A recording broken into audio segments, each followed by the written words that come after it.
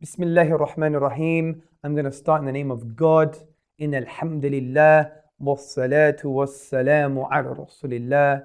To proceed, brothers and sisters in humanity, peace be with you. Today I'm going to be talking about Islam's influence on the West.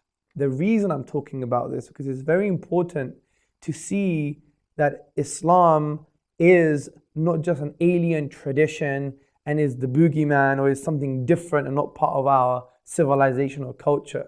In actual fact, we're going to realize that Islam has had an unprecedented impact and influence on Western civilization, on key milestones and key pillars of our Western civilization. And it's important to discuss this because it allows us then to remove the emotional and historical filters that prevent us from understanding a world tradition and a worldview like the Islamic worldview.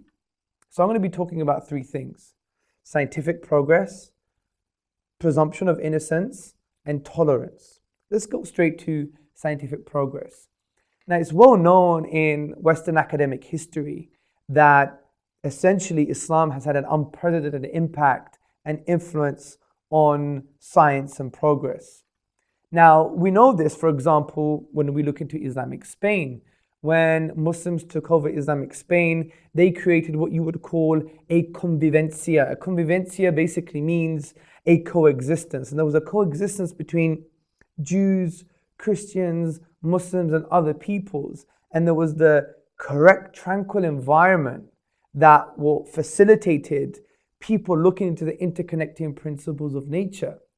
And this wasn't a historical accident. It's directly as a result of the Islamic social political tradition. For example, the Quran is very focused on justice and tranquility. It says, be just even if against your own selves.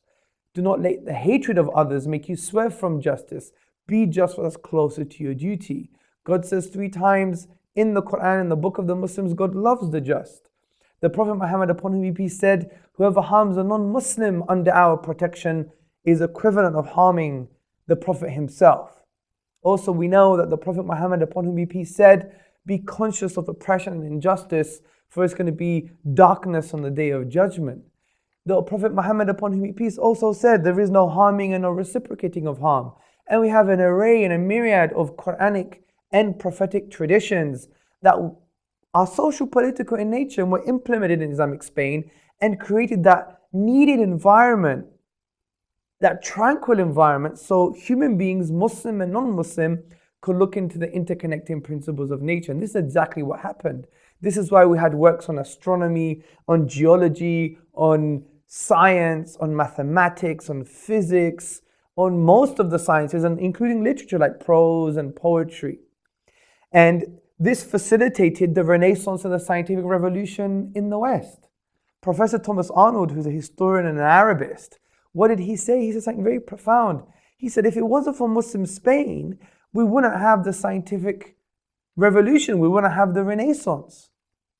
And this is actually a known fact in Western academic circles. For example, we have the likes of Maria Rosa-Manicourt, who is an expert in early history, early Islamic history. She basically says that Europe has a huge debt to Islam concerning the revival of the sciences.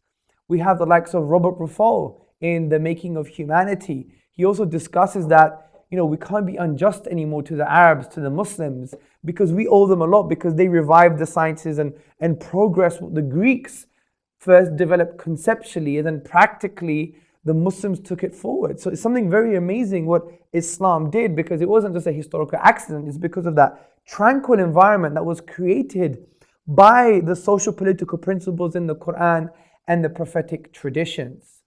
This is no wonder that Adam Smith, the 18th century founder of modern capitalism, he said that the empire of the caliphs, meaning the empire of the Muslims, the caliphate, was the first state in which that degree of tranquility was needed and implemented so people could look into the interconnecting principles of nature. And this is phenomenal. And this tranquility came from the Quranic principles and from the prophetic traditions, basically from the Islamic teachings. Interestingly, the artistic critic, the French artistic critic, Jean-Jacques Lévesque, he spoke about how when Muslims took over other nations in history, that they didn't do so to create carnage, but they did so because they wanted to look into the horizons, because the Quran tells them to look into the horizons. The Quran says that we will show our signs and evidences in the horizons and in themselves until they know that this is the truth. So the Muslims were motivated by implementing justice and harmony and the peace of Islam around the world. But furthermore, they were motivated by looking at the interconnecting principles of nature and looking into the horizons. So we see there's a direct impact of Islam and Islamic principles to things like scientific progress and the scientific renaissance and the scientific revolution in Europe. So basically, when we see an iPhone or an iPad or a computer screen or a BlackBerry or whatever the case may be, these things are almost as a result of the Islamic tradition, because of the algorithm. The algorithm was developed by the Muslims, and that only could happen if we had that tranquil environment based upon the Islamic principles to facilitate and invoke learning. So let's go to the second point, which is the presumption of innocence. We know there's many theories in history on how we develop the presumption of innocence, but European conception of the presumption of innocence is known to have come from, or started to have come from, King Louis IX. And King Louis IX traveled to the east and met a monk, and this is according to his chronicler. And this monk studied the Bible and studied the Quran, which is the book of the Muslims. And he was advising the king, if you want justice like these people, meaning the Muslims, then you have to follow what they're doing. You have to follow their tradition. And he gave, word for word almost, a prophetic tradition of the Prophet Muhammad, upon whom be peace, about justice. And he taught that to King Louis IX. And King Louis IX went back to Europe and he facilitated the conception of the presumption of innocence.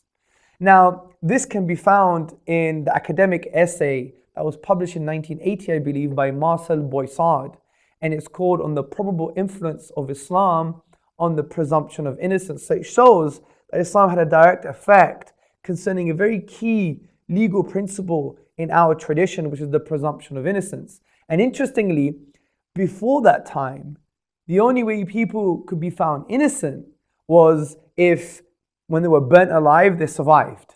Or they will fight a duel, and if they won, it means they were innocent.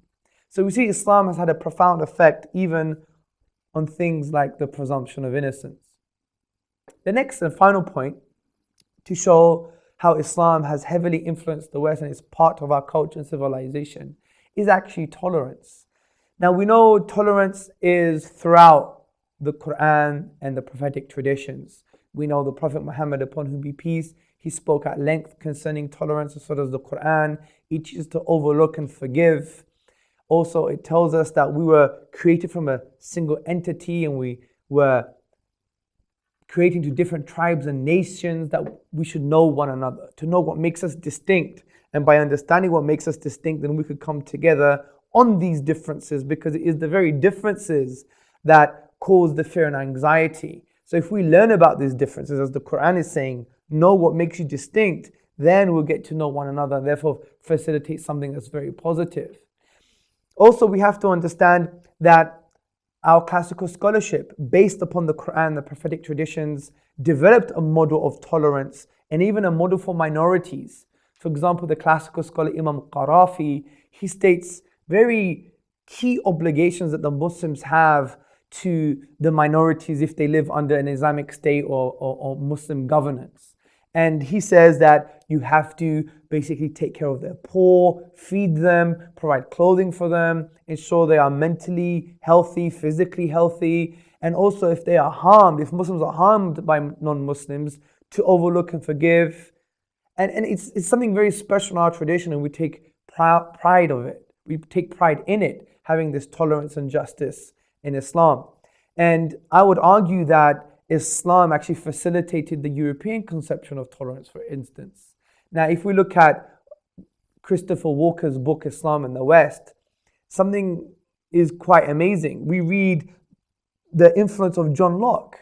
John Locke was the post-Enlightenment thinker, and he was a thinker that was influenced, as he says in his own writings, by one man.